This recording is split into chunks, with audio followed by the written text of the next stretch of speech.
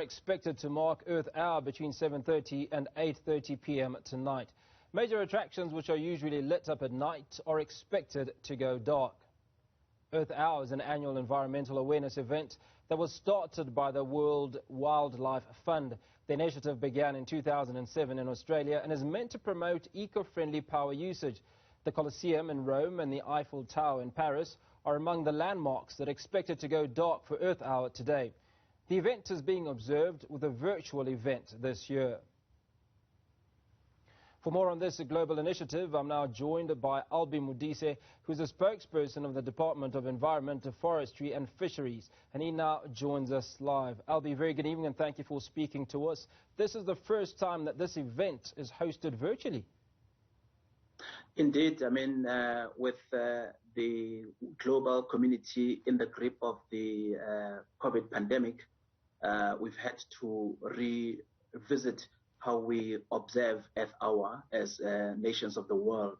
But of course, the message still remains relevant, even in this age of COVID, where nations of the world have had to observe different protocols as it related to how we're going to celebrate Earth Hour, as climate change becoming one of the thematic areas that we're focusing on this year.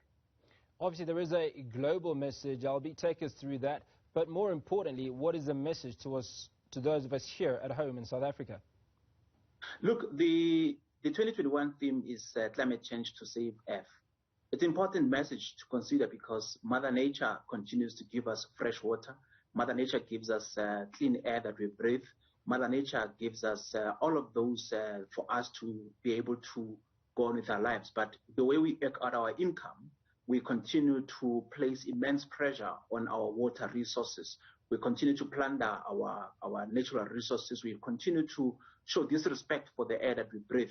So therefore, it's a moment of reflection. It's a moment of symbolically reminding global community and you and I as common citizens of the world that we all have the power to reduce the emissions, to reduce the pollution, but also in the main to ensure that the environment that we live in is handed down to our next generation the way we would have wanted to have received it from the previous generation. So it's a moment of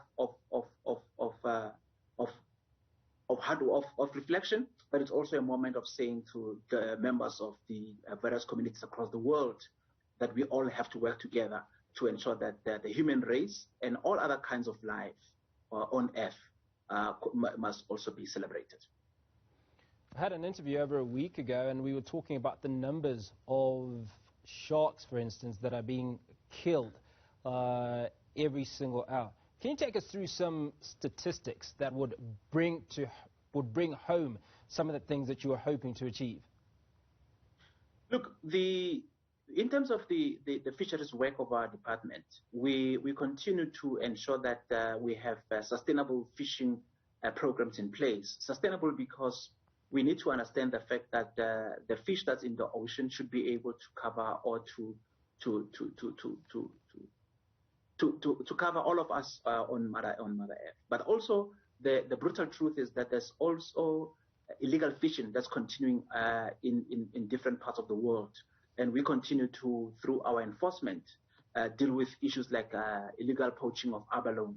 But also our efforts are to ensure that you and I can continue to eke out an income from the environment. We should continue to have the fish that we can eat from the different parts of our ocean, but also leave enough for the next generation. So the work that we're doing is aimed at making sure that, but also as we do that, the different communities living adjacent to different coastal areas are also included in the program of government. And we've done exceedingly well in terms of making sure that we have permits given to different cooperatives.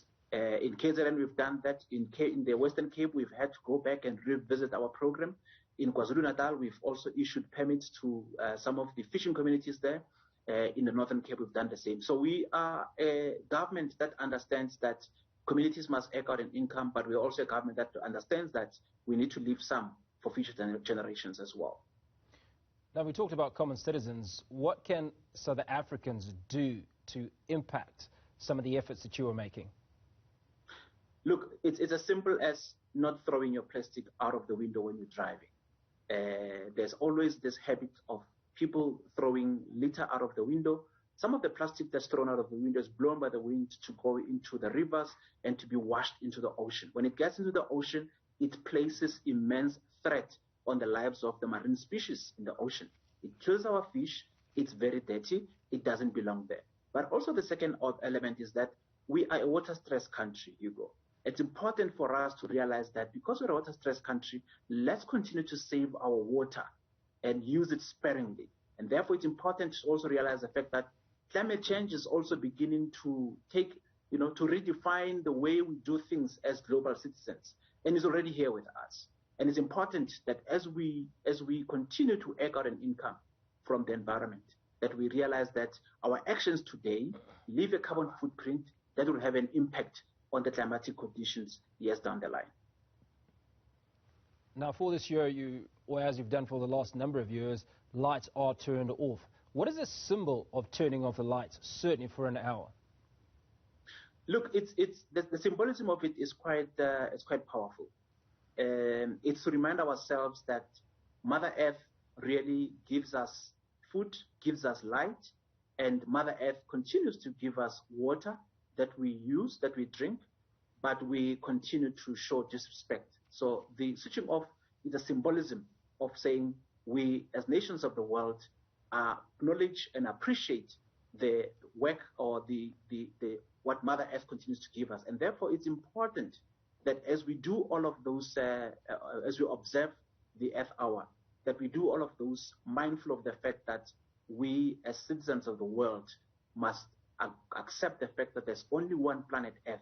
There is no other planet Earth. So if we continue to plunder the resources that Mother Earth has given us with impunity, we are going to rue the day we decided not to do things the right way. So it's about conscientizing citizens of the world. It's about conscientizing you and I of the fact that there's only one planet Earth, and our continued consumption, which is totally unacceptable, it's beginning to place an immense strain on the limited resources that we have as a global community. Now, globally, there's obviously this activity to commemorate. Are we doing anything locally? Not at this point. We are not doing anything, but of course, we've also emphasized the fact that the power is in all of us as ordinary citizens. We aren't doing any activity planned at national government level, but we are, of course, mindful of the fact that our partners like WWF have been actively leading activities that virtually have been mobilizing and galvanizing South Africans into understanding that Earth Hour is important, Mother Nature is important, and that you and I, our continued existence is dependent on how we continue to treat Mother Nature with the respect that Mother Nature deserves. Maybe finally you could just tell us a little bit of how you work as a Department of Environment and Fisheries with WWF. WWF has been our partner on a wide range of programs. We, of course, because of the work that we're doing on climate change, you would have heard the President has committed during the State of the Nation address to say that Eskom is committed in principle to net zero emission by 2050. And therefore, that's a work that we continue to do with them. We are currently busy taking through the climate change bill, which will be enacted.